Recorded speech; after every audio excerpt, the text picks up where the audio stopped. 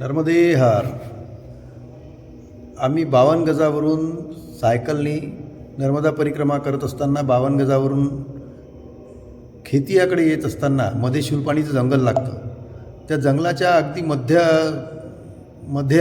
मध्यातच अगदी आम्हाला खूप भूक लागली म्हणून आम्ही आमच्याजवळ जे होतं ते खाण्यासाठी म्हणून एका झाडाखाली बसलो आणि काढणार तेवढ्यात एक मुलगा आला आमच्याजवळ. त्याचं नाव अत्तर सिंग होतं. मुलगा वयाने लहान होता, परिस्थितीने खूप असा काही खूप चांगला नव्हता. झोपडी होती त्याची. झोपडीमध्ये त्यांनी आम्हाला नेलं. त्यांनी आम्हाला विचारलं, मकई रोटी चालेल का तुम्हाला?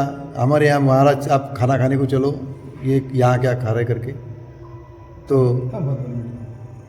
कणगी आहे.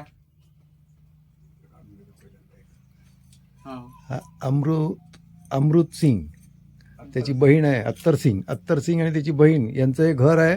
इथे आम्ही आज भोजन प्रसादी घेतली.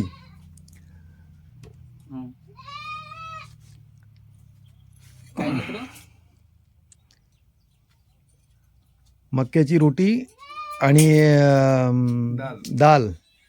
सुंदर स्वादिष्ट जेवण अनपेक्षित मिळालेलं आहे आम्हाला.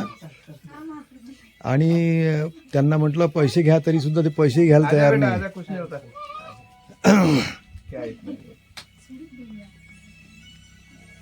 याच्यावरून परिस्थिती मायने नाही ठेवत, समोरच्या माणसाचं मन किती मोठं आहे हे दिसतं.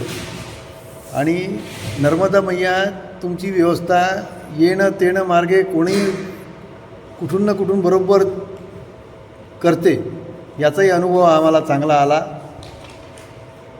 हेच सांगायचा प्रयत्न आहे.